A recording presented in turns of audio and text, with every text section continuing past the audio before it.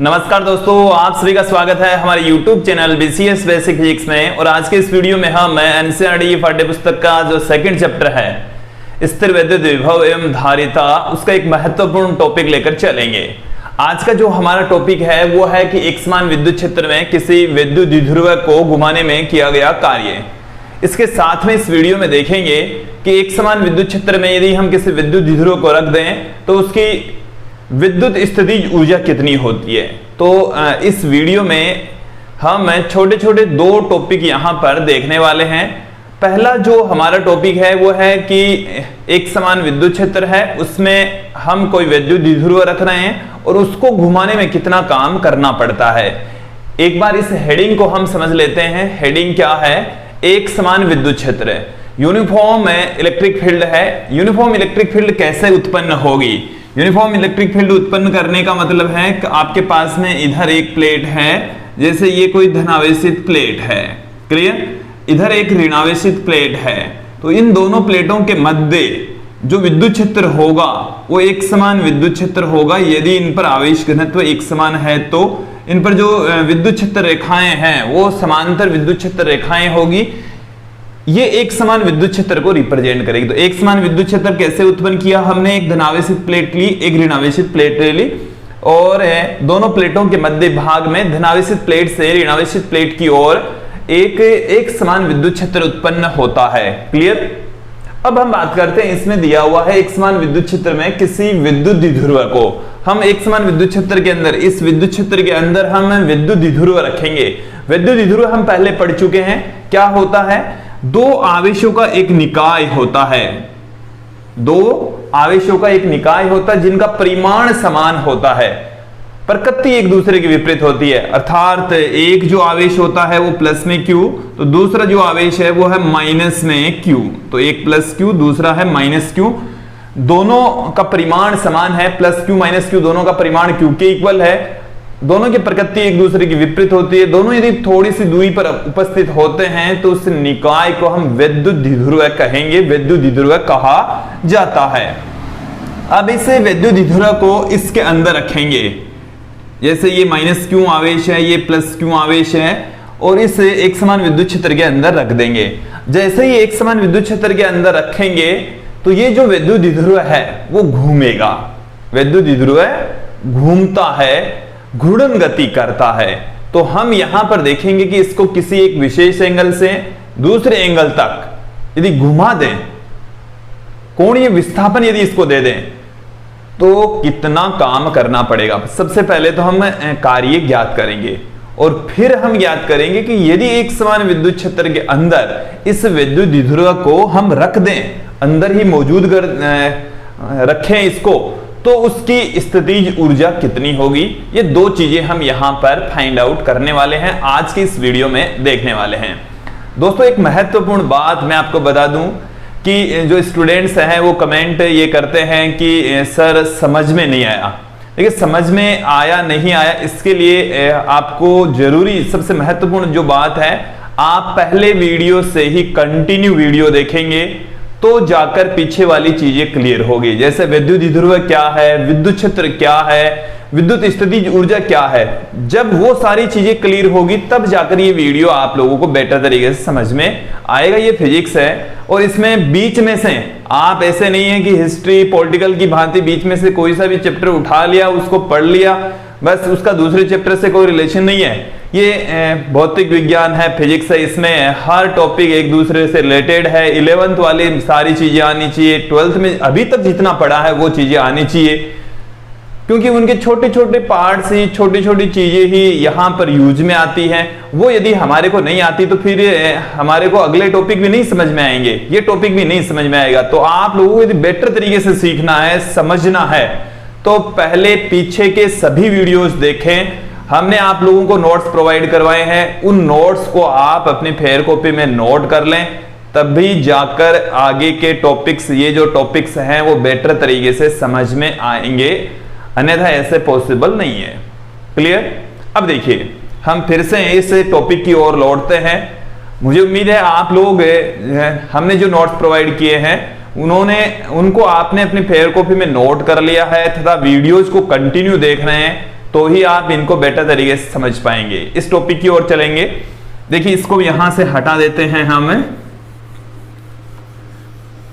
एक समान विद्युत क्षेत्र हम लेकर चलेंगे, तो एक समान विद्युत क्षेत्र को हम समांतर विद्युत क्षेत्र रेखाओं के द्वारा दिखा सकते हैं कि ये हमारे पास में है यूनिफॉर्म इलेक्ट्रिक फील्ड, इसको हम समांतर रेखाओं के द्वारा प्रदर्शित कर रहे हैं। ये जो समांतर रेखाएं हमने आप लोगों के सामने रखी है, दिखाई है, ये एक समान विद्युत क्षेत्र को बता रही है। तो एक समान विद्युत क्षेत्र को हम ई वेक्टर से पुट करेंगे, इसकी डायरेक्शन इधर से इधर की ओर है। क्लियर।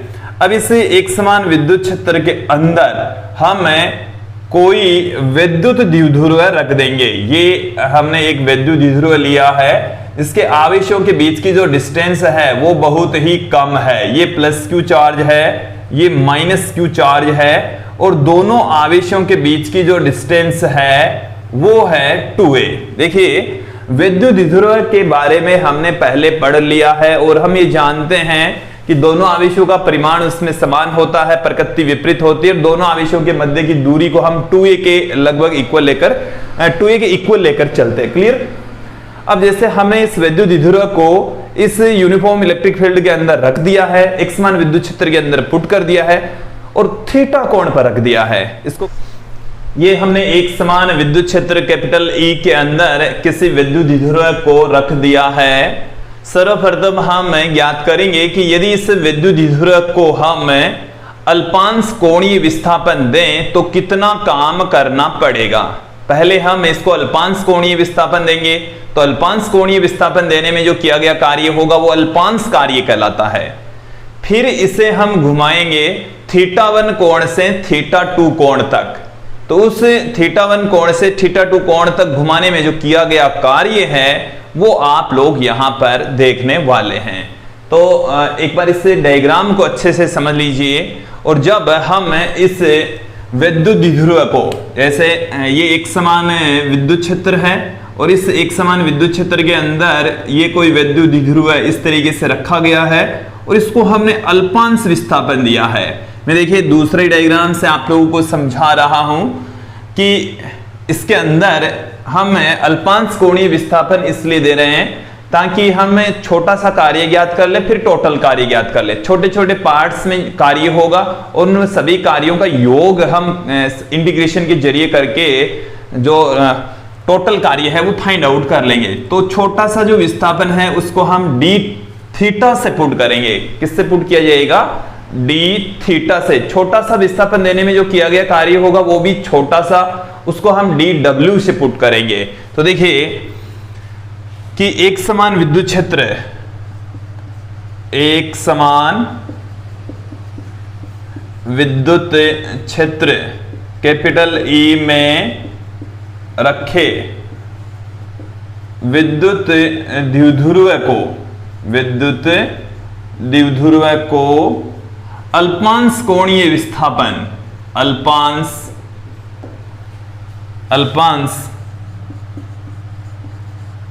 कोणीय विस्थापन को हम डी थीटा से लिख दें। देने में किया गया कार्य, देने में किया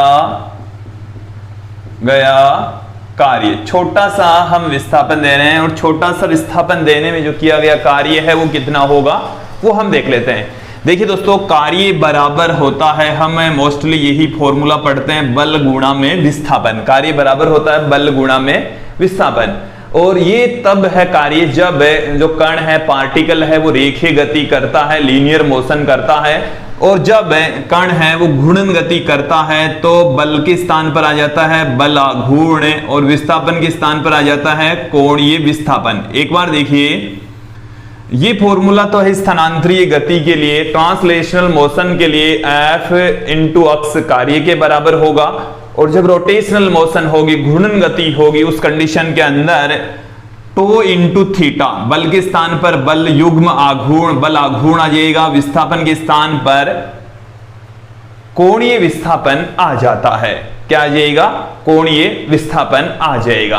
अब देखिए कि यहां पर हमें कोणीय विस्थापन डी थीटा देने में किया गया कार्य ज्ञात कर रहे हैं। तो कार्य बराबर छोटा सा विस्थापन थीटा की वैल्यू है वो बहुत छोटी, तो कार्य भी बहुत छोटा हो जाएगा। तो उस कंडीशन में जो कार्य है डी डब्ल्यू से लिखा जाएगा, डी डब्ल्यू बराबर टो इंटू डी थीटा आ जाएगा। समीकरण 1, मुझे उम्मीद है आपको समीकरण 1 समझ में आ गई। मैंने इसी तरीके से लिखा है, ये समीकरण 1 आ गई है। अब देखिए दोस्तों, हम एक टॉपिक पहले पढ़ चुके हैं। फर्स्ट चैप्टर के अंदर हमने देख लिया है कि एक समान विद्युत क्षेत्र के अंदर यदि हम किसी विद्युत द्विध्रुव को रख दें तो उसके ऊपर बल और बल आघूर्ण काम करते हैं। बल तो 0 काम करता है और बल आघूर्ण होता है Pe sin थीटा। बल आघूर्ण कितना होता है?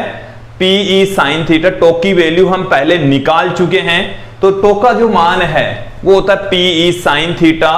तो मैं यहां पर पुट कर रहा हूं एक समान विद्युत क्षेत्र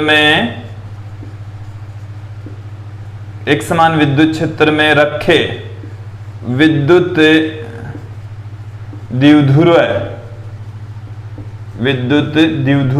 पर लगने वाला बल आघूर्ण, बलयुग्म आघूर्ण यहां पर काम करता है। टो बराबर हम पढ़ चुके हैं Pe sin थीटा, और इसे हम देते हैं समीकरण 2। इसको हमने दिया इक्वेशन नंबर 2। अब देखिए, इसकी समीकरण 2 को उठाकर हम समीकरण 1 में पुट कर देंगे। टो का मान उठाकर यहां पर पुट कर दीजिए, क्या आ जाएगा? समीकरण 2 को समीकरण 1 में रखने पर, समीकरण 2 को हम किस में रख दें? समीकरण 1 के अंदर रख दें। तो जैसे ही हम 1 के अंदर रखेंगे, D W equal to Pe sin theta D theta, ये आ गया है छोटा सा कोणीय विस्थापन देने में किया गया कुल कार्य। और अब हम यहां पर ज्ञात करेंगे कि इस विद्युत द्विध्रुव की, जैसे हम प्रारंभिक स्थिति समझ लें कि प्रारंभ में ये θ1 कोण बनाए हुए था और बाद में इसका जो कोण है वो हो जाता है θ2 कोण हो जाता है। तो θ1 कोण से θ2 कोण तक घुमाने में किया गया कार्य कितना होगा? θ1 कोण से जब ये घूमता है कहां तक? θ2 कोण तक घूमता है, तो किया गया कार्य हम यहां पर ज्ञात कर लेते हैं, फाइंड आउट कर लेते हैं। तो दोस्तों, हमने निकाल लिया है यहां पर इस विद्युत द्विध्रुव को अल्पांश कोणीय विस्थापन डी थीटा देने में किया गया कार्य डी डब्ल्यू।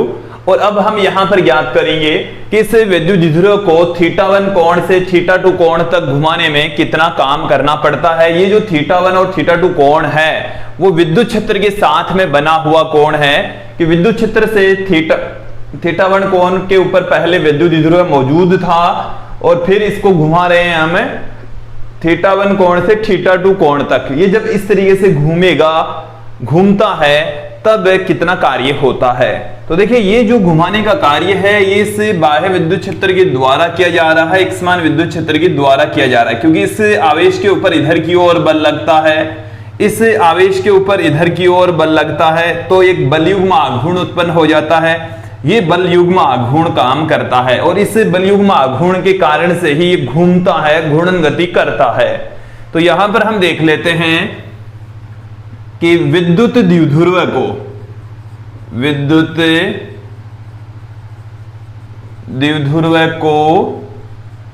θ1 से θ2 तक कोणीय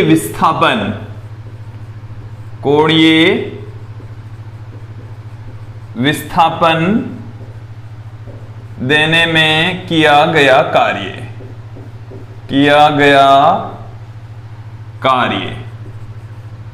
हम इसको इंटीग्रेट कर देंगे।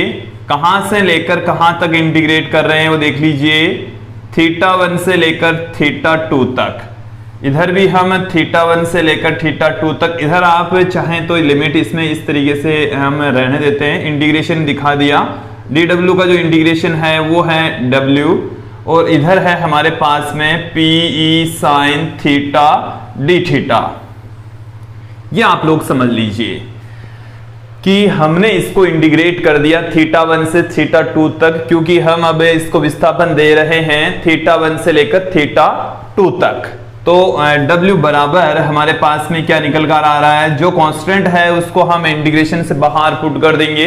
तो P और E विद्युत द्विध्रुव के लिए विद्युत द्विध्रुव आघूर्ण, और ये एक समान विद्युत क्षेत्र, हमने इसको इंटीग्रेशन से बाहर पुट कर दिया। अंदर हमारे पास में रह गया है साइन थीटा।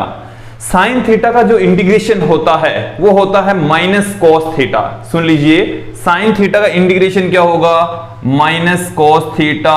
तो PE इसका इंटीग्रेशन होता है माइनस कॉस थीटा, थीटा 1 से लेकर थीटा 2 तक हमने इसको लिमिट लगा रखी है। तो अब यहां पर देखिए W बराबर माइनस में P इंटू ई, ये हमारे पास में रह गया cos थीटा। अब मैं यहां पर लिमिट पुट कर देता हूं। लिमिट देखो कैसे, इंटीग्रेशन करने के पश्चात लिमिट लगाई जाती है, बड़े ब्रैकेट में लिमिट लगाई जाती है। ठीक उसी पर इसका इंटीग्रेशन हो गया। अब ये लिमिट हमने यहां पर पुट कर दी। ये इंटीग्रेशन के जरिए आप समझ सकते हैं, सीख सकते हैं। 11th का टॉपिक है, और यदि आप लोगों को इनको समझना है तो आप 11th की जो हमारी वीडियो जो है उसमें इंटीग्रेशन के ऊपर जाइए तो बेटर तरीके से समझ पाएंगे। अब देखो, तो कोस थीटा हमारे पास में इसका इंटीग्रेशन जो नेगेटिव साइन था वो हमने इधर पुट कर दिया। थीटा के स्थान पर अपर लिमिट पुट करेंगे, तो कोस थीटा 2, फिर माइनस का साइन लगाकर लोअर लिमिट पुट करेंगे। क्या निकल कर आ रहा है, देखिए W is equal to minus में PE, अपर लिमिट हमारे पास में आ गई कोस थीटा 2, माइनस का साइन लगाकर लोअर लिमिट आ गई है कोस थीटा 1। ये हमारे पास में आ चुकी है। इनकी लिमिट पुट करने के पश्चात जो कार्य है उसकी वैल्यू, अब हम यहां पर ये जो नेगेटिव साइन है इसको अंदर मल्टीप्लाई कर देते हैं। तो अंदर जैसे इसको मल्टीप्लाई करेंगे तो PE, ये नेगेटिव साइन जब इससे गुणा होगा तो ये तो हो जाएगा पॉजिटिव और ये हो जाएगा नेगेटिव में। ये हमारे पास में कार्य का मान आ चुका है, कार्य का मान आ चुका है। दोस्तों इसको एकदम क्लियर कर लीजिए, याद रख लेंगे कि किसी विद्युत द्विध्रुव को थीटा 1 से थीटा 2 कोण तक घुमाने में जो किया गया कार्य है उसका मान होगा W is equal to PE cos theta 1 minus cos theta 2। Clear. अब देखो हम इसमें कुछ कंडीशंस पुट करेंगे, कुछ ऐसी स्थितियां लेकर चलेंगे, थीटा 1 और थीटा 2 के मान लेकर चलेंगे और उन स्थितियों के अंदर कार्य की वैल्यू फाइंड आउट करेंगे। तो सर्वप्रथम में इन थीटा की वैल्यू क्या क्या हम रख सकते हैं। थीटा 1 बराबर हम 0 डिग्री रखेंगे, थीटा का मान हम 0 डिग्री रख सकते हैं, थीटा का मान हम 90 डिग्री रख सकते हैं, थीटा का मान हम 180 डिग्री रख सकते हैं। तो देखिए इन स्थितियों को हमने नाम दे रखा है। कौन कौन सी स्थितियां हैं ये देखिए। थीटा बराबर 0 डिग्री, थीटा बराबर 0 डिग्री का मतलब है कि वो स्थायी संतुलन की स्थिति कहलाती है। कौन सी स्थिति कहलाएगी, स्थायी संतुलन की स्थिति कहलाती है। कैसे, इसको स्थायी संतुलन की स्थिति कैसे कहते हैं, एक बार मैं यहां से इस डायग्राम को मिटा रहा हूं। डायग्राम को यहां से मैंने मिटा दिया है, बाकी का वैसे के वैसे ही है। दोस्तों यहां पर यूनिफॉर्म इलेक्ट्रिक फील्ड है और ये विद्युत द्विध्रुव इस तरीके से मौजूद है। थीटा बराबर 0 करते ही प्लस क्यू चार्ज यहां पर है, माइनस क्यू चार्ज यहां पर, इस पर बल इधर लग रहा है, इस पर बल इधर लग रहा है। ये जो थीटा एंगल होता है विद्युत क्षेत्र के साथ में वो है 0 डिग्री। अब इस पर ये जो बल लग रहा है वो इधर खींच रहा है, इस पर बल लग रहा है वो इधर खींच रहा है। ये जो विद्युत द्विध्रुव है वो न तो रेखीय गति करता है न ही घूर्णन गति करता है। तो जब ये न तो रेखीय गति करता है न ही घूर्णन गति करता है तो इस स्थिति को हम कहते हैं संतुलन की स्थिति। तो इस स्थिति को हम कहेंगे संतुलन की स्थिति। ये जो स्थिति है वो है संतुलन की स्थिति, संतुलन की स्थिति ये है। ठीक है, क्लियर। अब यदि यहां पर एक विद्युत द्विध्रुव इस तरीके से हम रख दे, प्लस क्यू चार्ज इसके ऊपर इधर, माइनस क्यू चार्ज इधर, तो ये यहां पर इस प्लस क्यू चार्ज पर तो विद्युत क्षेत्र की दिशा में बल लगेगा, माइनस क्यू चार्ज पर विद्युत क्षेत्र की विपरीत दिशा में बल लगेगा। तो इस स्थिति में जो थीटा का मान होता है, क्योंकि यहां पर जो पी का मान होगा वो तो इधर, ई का मान होगा वो इधर, थीटा का मान होगा 180 डिग्री। थीटा का मान कितना होगा? 180 डिग्री। तो थीटा का मान जब 180 डिग्री होता है तो भी ये दोनों बल एक दूसरे की विपरीत दिशा में और एक ही क्रिया रेखा पर काम करते हैं, न तो ये घूर्णन गति करेगा न ही रेखीय गति करेगा, ये फिर से संतुलन की स्थिति में होगा। इस स्थिति को भी हम क्या कहेंगे?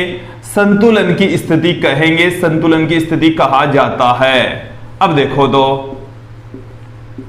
संतुलन की स्थितियां आ गई, लेकिन इस स्थिति को जब थीटा बराबर 0 डिग्री होता है तो जैसे मान लो कि ये विद्युत ध्रुव इतना घुमा दे हम, तो इस पर बल इधर लग रहा है, इस पर बल इधर लग रहा है, तो ये वापस उसको घुमाकर अपनी मूल स्थिति में लाने का प्रयास करता है, मूल अवस्था में लाने का प्रयास करता है, उसी पोजीशन में लाने का प्रयास करता है। इसलिए इस संतुलन की स्थिति को हम स्थायी संतुलन की स्थिति कहते हैं। क्या कहा जाता है? स्थायी संतुलन की स्थिति इसे हम कहेंगे, कहा जाता है। क्लियर?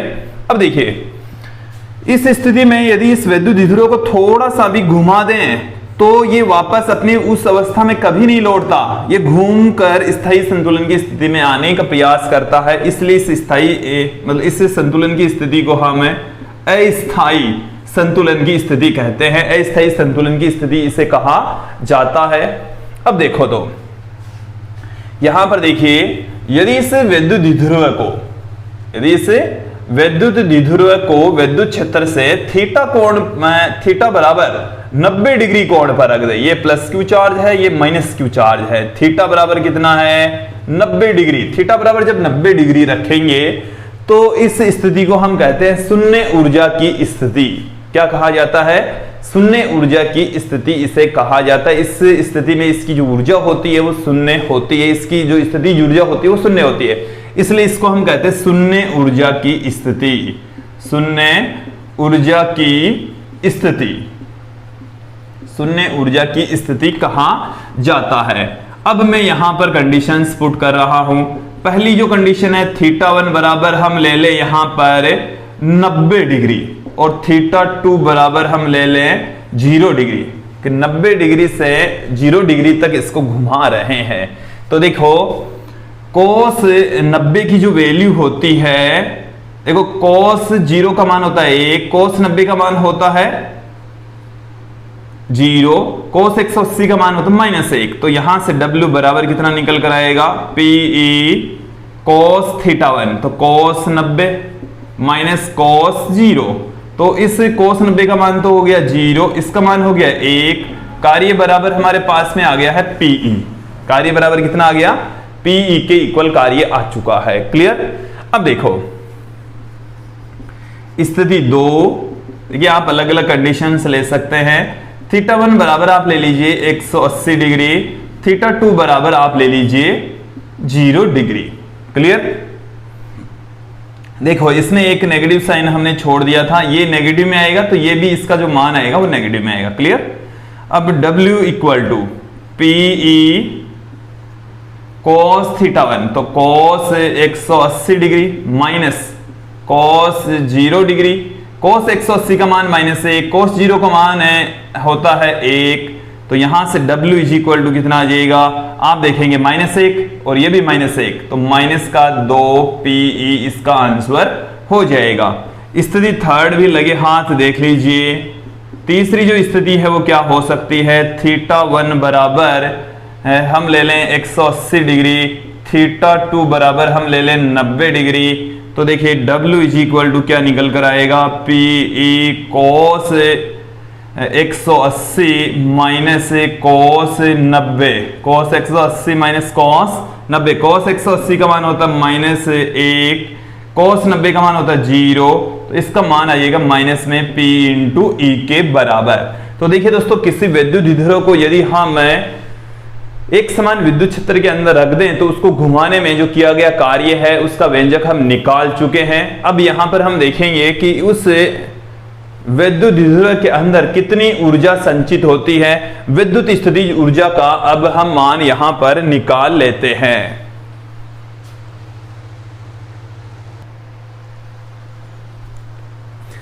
दोस्तों अब यहां पर हम देख लेंगे कि यदि एक समान विद्युत क्षेत्र है और उस एक समान विद्युत क्षेत्र के अंदर यदि कोई विद्युत द्विध्रुव रखा हुआ है तो उसकी विद्युत स्थितिज ऊर्जा कितनी होती है।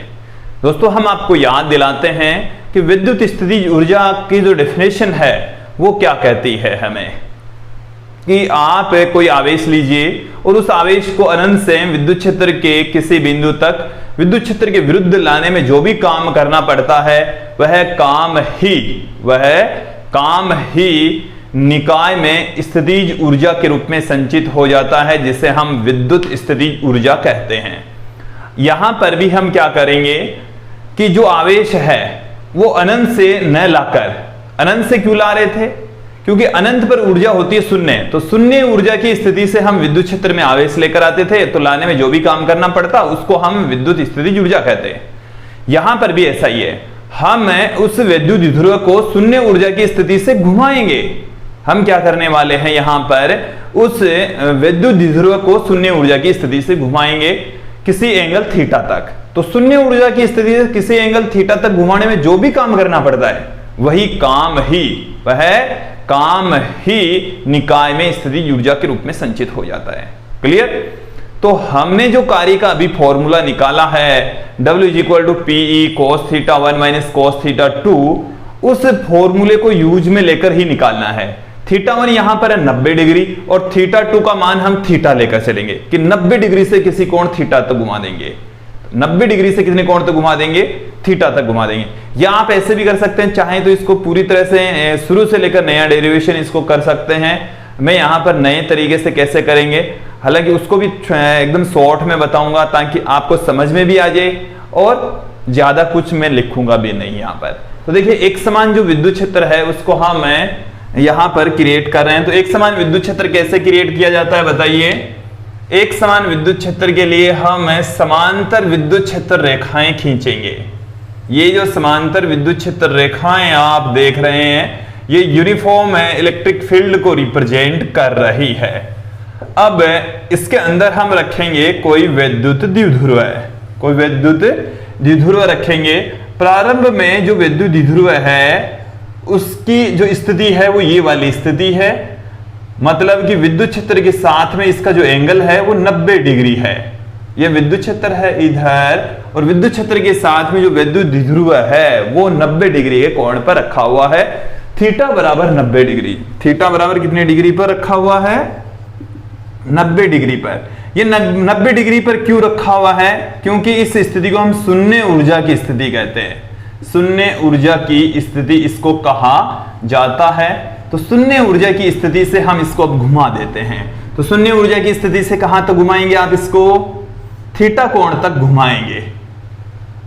शून्य ऊर्जा की स्थिति से इसे थीटा कोण तक घुमाने में किया गया कार्य। अब की बार जो एंगल है, जैसे ये तो जो हमने θ1 के स्थान पर थीटा लिया जिसका मान है 90 डिग्री और θ2 के स्थान पर हमने ले लिया थीटा, यहां से यहां तक घुमाएंगे इसको। 90 डिग्री से थीटा कोण तक इसको घुमाना है और 90 डिग्री से थीटा कोण तक घुमाने में जो भी काम करना पड़ता है वो काम ही निकाय में स्थितिज ऊर्जा के रूप में संचित हो जाएगा, जिसे हम विद्युत स्थितिज ऊर्जा कहते हैं। विद्युत स्थितिज ऊर्जा के तुल्य होता है। तो देखिए हम जानते हैं कि किसी विद्युत द्विध्रुव के अंदर, किसी एक समान विद्युत क्षेत्र के अंदर रखे विद्युत द्विध्रुव पर लगने वाला जो बल आघूर्ण है तो बराबर होता है PE sin थीटा। इसे मैं देता हूं इक्वेशन नंबर 1, समीकरण 1।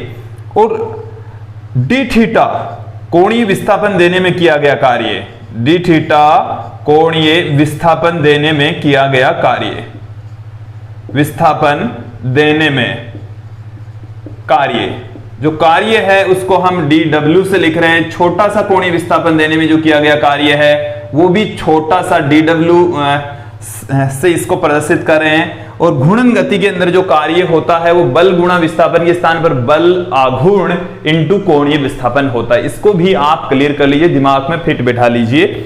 तो dw इक्वल टू आ गया टो d थीटा, टो की वैल्यू यहां से पुट कर दीजिए।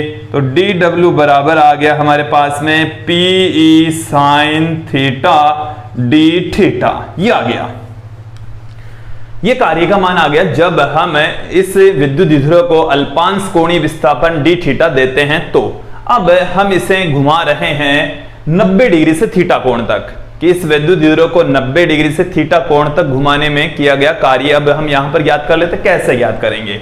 इंटीग्रेशन कर दीजिए इसका। विद्युत द्विध्रुव को शून्य ऊर्जा की स्थिति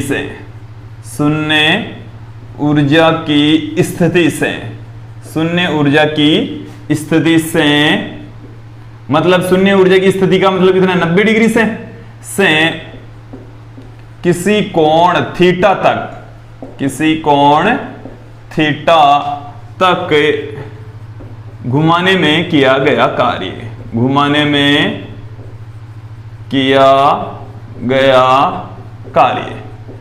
90 डिग्री से यदि हम इसको थीटा कोण तक घुमाना चाहते हैं तो कितना काम हमें करना पड़ेगा वो हम अब देख लेते हैं। इंटीग्रेशन कर दीजिए। dw बराबर 90 डिग्री से कहां तक घुमा रहे हैं? थीटा तक। PE sine theta d theta. P को ले लेते हैं हम बाहर, P को हम ले लिया बाहर 90 डिग्री से थीटा तक sine theta d theta. Clear? dw का इंटीग्रेशन हो गया dw का इंटीग्रेशन क्या हो गया? w हो गया PE साइन थीटा का जो इंटीग्रेशन है वो हो गया minus cos theta, limit 90 degree से थीटा तक। नेगेटिव साइन हम बाहर ले लेंगे तो माइनस PE कोस थीटा हमारे पास में रह गया 90 डिग्री से थीटा तक, माइनस में PE।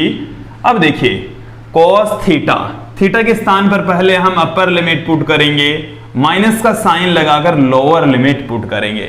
तो लोअर लिमिट है हमारे पास में 90 डिग्री, तो कोस थीटा माइनस कोस 90 की वैल्यू कितनी होती है दोस्तों? 0। तो W इज इक्वल टू हमारे पास में आ चुका है माइनस में PE कोस थीटा।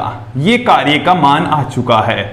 ये कार्य का मान तब आया है जब आप थीटा 1 बराबर लें 90 डिग्री, थीटा 2 बराबर लें थीटा 2, और यह किया गया कार्य ही निकाय में विद्युत स्थितिज ऊर्जा के रूप में संचित हो जाता है। एक बार फिर से सुन लीजिए, यह किया गया कार्य, यह किया गया कार्य निकाय में विद्युत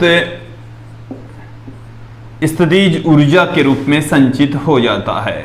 विद्युत स्थितिज ऊर्जा के रूप में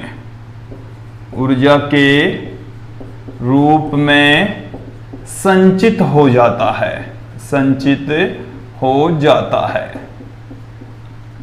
विद्युत स्थितिज ऊर्जा के रूप में संचित हो जाएगा। इस W को ही हम U के इक्वल पुट कर देंगे। इस W को ही हम किसके इक्वल पुट कर देंगे?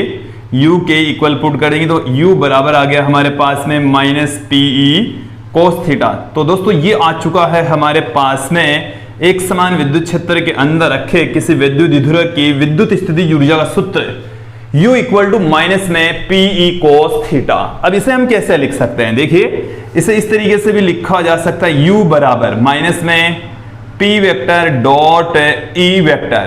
देखो दो सदिशों का अदिश गुणनफल, दो सदिशों के अदिश गुणनफल का मतलब होता है पहला सदिश का परिमाण दूसरे सदिश का परिमाण और दोनों सदिशों के मध्य के कोण की कोज्या का गुणनफल दो सदिशों के अदिश गुणनफल को व्यक्त करता है। तो P कोस थीटा का मतलब है P vector dot E vector. ये डॉट का मतलब है अदिश गुणा। कौन सा गुणा है? ये अदिश गुणा है। दो सदिशों के अदिश गुणन को बताता है, डॉट प्रोडक्ट को बताता है। डॉट प्रोडक्ट कह सकते हैं, अदिश गुणा कह सकते हैं।